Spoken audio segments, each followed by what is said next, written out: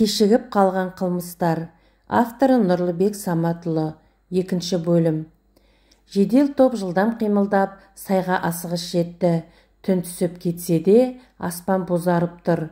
Әлімхан жерге жабыса отырып, төңірекке құлақ түрді. Қарсыз ақпанның ызғырық желі өңменіне өтердей кері итеріп бағады. Бағана қашқын адам осында кеп тығылып отырғандай көрініп еді. Бұл ара пана болып жарытпайтын сияқты ғой, қап бекер дүрліктірдім бе деген ой көңілінде көлбеңдей берді. Осылай 1 сағаттан аса уақыт отырып қалыпты. Басына әлде қайтсақ бекен деген ой келгенде, Әлеке, ананы қараңыз деді, жанындағы жедел уәкіл сыбырлап. Жалт қараса, біреу селкілдеп бері беттеп келеді. Ауық-ауық сілейіп тұра қалып, тыңдайды. Әлімхан рацияны қосып, бар екен, қоршауға алыңдар деді, сыбырлап хабар беріп. Орнынан тез тұрып, әлгіге қарсы адымдай жөнелді. Анау болса, өзіне қарай біреу келе жатқанын байқап қап, жалт берсін. Қолындағы фонарды жарқ еткізіп, тұра қуды. Қараңғыны қырманған адам алысқа ұзай алмай, жарыққа көзі шағылысқан қылый қояндай дірілдеп қалшылдап құлап түсті. Есік шалқасынан ашылып, қылмысты іздестіру бөлімінің бастығы Бауыржан кабинетке кіріп келді. Жолдас полковник, Әлеке міне айғақ, әлде бір жақсы хабар әкелгенін білдіріп, қолындағы кассетаны жоғары көтеріп, рұқсатсыз кірген жуып шайып жатыр. Багажниктегі өлікке қатысы бар, бірақ ол емес, өлтірген адам басқа. Кәне көрейік. Бауыржанның қолындағы кассетаны бейнемагнитофон ұясы ішке тартып әкетті. Екеуі экраннан көз алмай төне түсті. Телеэкранда абақты камерасы. Темір есік сартылдап ашылып, камераға лейтенант келіншек кірді. Мырзабаев қақ ортада қалшиып тұр. Начальникпен сөйлестің бе? Деді ол келіншегіне дәмелене қарап. Сірә оның полиция қызметкері болғанынан көп үміт күтетін сияқты. Сөйлестім, адам өліміне қатысың бар дейді. Қатысы жоқ деп неге айтпадың? Айттым, өзіңмен де ашық сөйлескім келді. Не деп сөйлесесің, жала бәрі. Мен шындықты білгім келеді. Шыным сол, жала. Не, маған сенбейсің бе? Сенгім келеді. Бірақ анада түнде ұйқыңнан шошып оянып едің ғой, атпа деп. Мен соны ойлап кеп тұрмын. Неге олай дедің сен? Түсім шығар, түс түлкінің боғы, тасташы оны. Екеуміздің арамызда жастардың ештеңе болмауы керек. Неге қоймайсың? Қой дедім мен саған. Не, мені соттатқың келе ме? Деп айқайға басты жігіт. Жоқ, тоқташы, деп жалына сөйледі келіншек. Тоқтамаймын, ал тоқтамаймын. Бастығыңды мойындат деп жіберді ме? Деп күйеуі өршіленіп. Лейтенант келіншек не дерін білмей, күйеуіне қадалып қарап қалыпты. Жігіт болса күйініп, арлы-берлі жүре бастады. Сөйтіп, жіберді ме бастығың, мойындат деді ме? Дәулет, не деп тұрсың? Жаным ашиды саған. Жаның ашса, құтқар мені мына жерден, тергеуші сияқтанбай. Дәулет, қойшы сөйлемеш.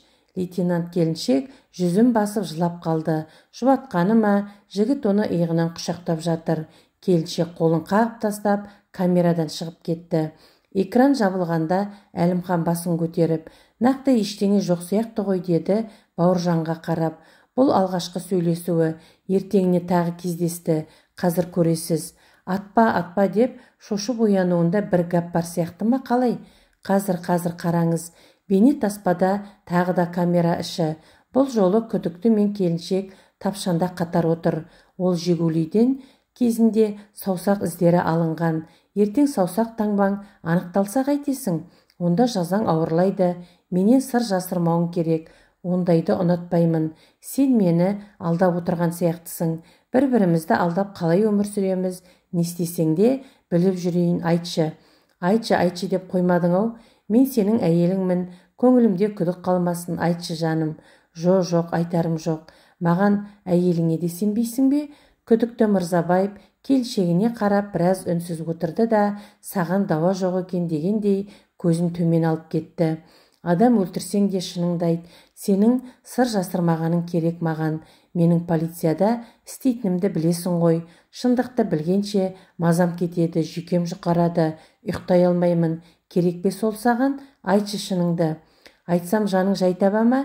Жай табатын сияқты.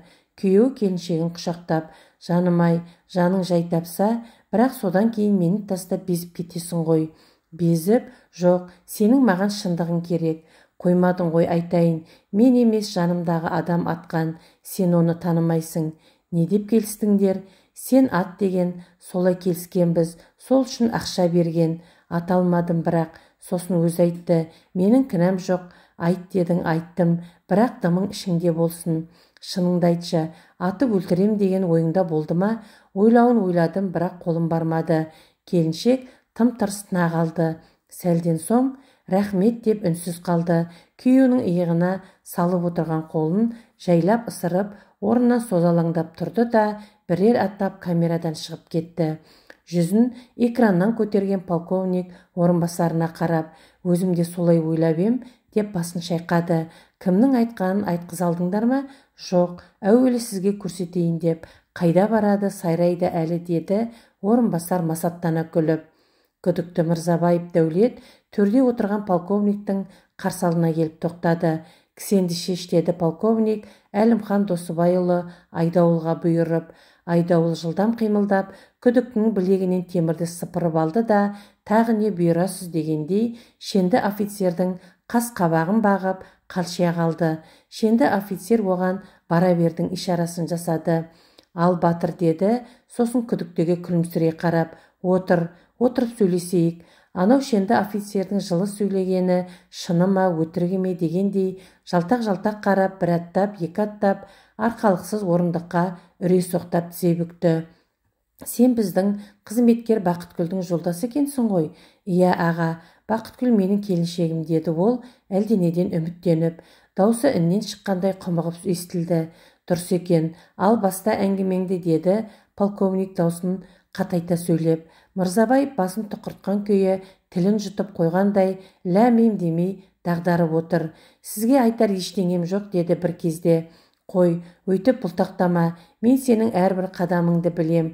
Одан да «Жигулидің» иесін атқан адамның аты жөні кім? Соны айт өз аузыңмен, сол керек маған. Оның қолында обрез болғаны» деп бір тоқталды да, «Сенің кінәң жоқ сияқты, адам өлтіретін адамға ұқсамайсың» дегенді қосып қойды. Әдей айтты. Осыны естігенде күдікті жігіт жүзін көтеріп, «Сенейін бе, сенбейін бе» дегендей полковникке аңтарыла қарады.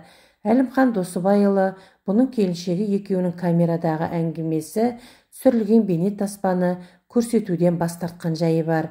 «Отбасын бұзып алармын» деп қауіптенді. «Айта бер, бөгелме, ол адам қазір қамауда, ол сен деп отыр атқан. Егер оның аты жөнін айтпасаң, адам өлтірген сен боп шығасың. Сондықтан шындықты айт, бостан-босқа күйіп кетейін деп тұрсың» деді Әлімхан оған не дер екен деп.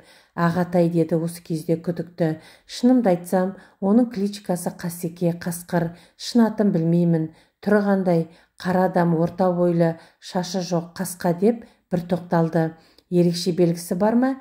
«Ерекше белгісі, ерекше айтпақшы, беті тыртық бет, оң жағы ұмытпасам». «Осының бәрін жазып қолыңды қой» деді Әлімхан оның алдына қағаз апарып қойып жатып. «Сосын оның шын атын есіңе түсір, әйтпесе».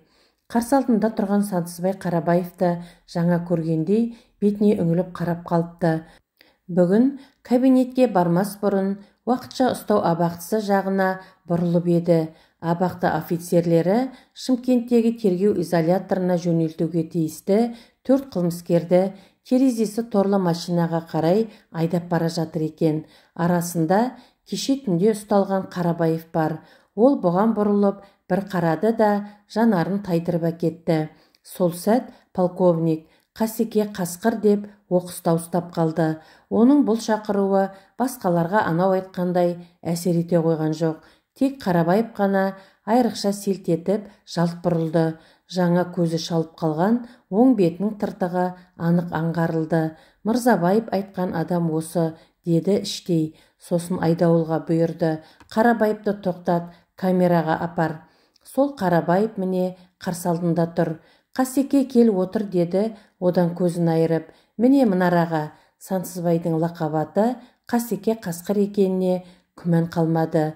«Осы жұрт сені неге Қасеке, Қасқыр дейді?» деп сұрады әңгімені жайбарақат бастап. Анау иығын бүлк еткізіп бір қозғады да мелшейіп отыра берді. Жоқ, мен Қасеке Қасқыр емеспін, демеді. Демек, сенің кличкаң Қасеке Қасқыр, сен сотталып тұрып, изолятордан қаштың, айыпқа айып жамадың, шындықты жасырсаң, тағы қосылады. Айтпақшы, мынау сенің қолғабың. Әлімхан оның алдына жасанды теріден тігілген 5 саусақты ескі сыңар қолғап тастады. Қарабаев мұны қалай қабылдар екен деп байқамақ болған. Ол ескі қолғапқа самарқау көз тастады да көзі оқыс шыпылықтап кетті. Сосын қайта сабасына түсіп басын шайқады. Жо, менікі емес, сенікі болғанда қандай, өзіңе қайтару үшін қанша жыл сақтадым. Мен білмеймін, ұмыта бастадың ба? 6 жыл біраз уақыт, бірақ ұмытатын оқиға емес. Қолғабын қайда қап қойғанын қазір өзің айтасың. Жарайды, оны қоялық.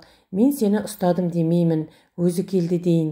Сөйтсем жазаң жеңілдейді. Сондықтан өзің айт, сенімен бірге болған жігіт қазір қамауда. Қажет болса беттестірем. Менің кінәм жұлқырлағаным бары сол, басқа айыбым жоқ. Әй Қасеке, қойсайш, сенің саусақ таңбаң бізде, оқиға болған жерде қалған саусақ таңбасы тағы тұр, бұрынғы делода. Қазір көтерсем, үндей алмай қаласың. Одан да мойында, айта алмай отырсаң, мен айтайын. Мақа зауыт жоқ, наурыз айы, Жигули, багажниктегі мәйет. Қарабаев үнсіз күрсінді де, бойын түзеп офицерге тіктеле қарады. Ол бір білместікпен болған оқиға деді, жай сөйлеп. Абырезбен атқаныңды мойындайсың ғой, деді Әлімхан оған бір жола тұқырта түсіп. Мен жоқта әйелімді зорлапты, аяғы мынау. Кек қайтарған екенсің ғой, бәрібір кетіп тынды. Әйелді айтам, ал мен. Саған не болды? Жалғыз қалдым, өкінем. Сосын жылқырладың. Оның да кінәсі бар. Әйелімнің кетуіне сол кінәлі. Жылқысын ақша қылып, бір жола қарамды батырғым келді Түркістаннан. Өз қолыңмен істегеніңді өз мойныңмен көтересің. Басқа жол жоқ, деді Әлімхан сөз бітті дегендей орнынан тұрып жатып. Айдауыл Қарабаевты кісендеп алып кетті. Қарабаев та Мырзабаев та істеген қылмыстарын мойындап, Шымкенттегі тергеу изоляторына жөнелтілгеннің күннің ертеңіне Әлімхан Досыбайұлының кабинетіне рұқсат сұрап, лейтенант келіншек кірді. Әлімхан аға, деді ол сәл бөгеліп, мен жұмыстан кетем, солай деп шештім. Түркістаннан да кетем. Міне рапортым. Полковник оның бетіне бір, ұсынып тұрған қағазына бір қарады. Айналайын, маған өкпең бар ма? Жоқ, сізге өкпем жоқ. Сөзге келмей жұмысқа алдыңыз. Рахмет сізге. Мен енді Түркістанда жүре алмаймын. Өмір деген даңғыл емес. Кіммен қарайсаң сонымен ағар деген сөз бар.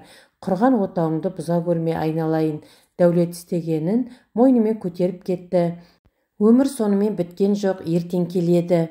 Жоқ аға, ол мен үшін жоқ адам. Адам өлтіруге бекінген адаммен тұра алмаймын. Ажырасам, ЗАГСке арыз бердім, кетем. Қайда кетпек ойың бар? Шымкентке барсаң, басқармадағы жігіттерге айтайын.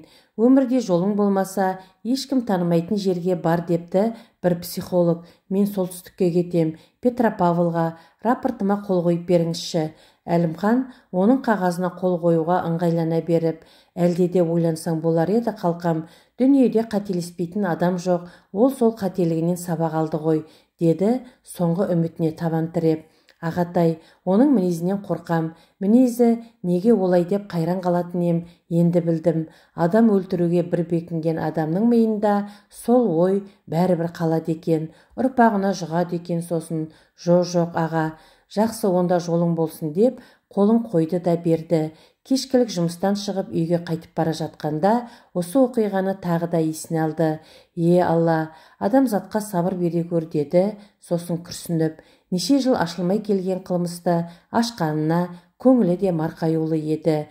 Пәлен жыл сарсан қылған қылмыстар кейде осылай топырлап ашыла салатыны барау, деді өзіне өзі.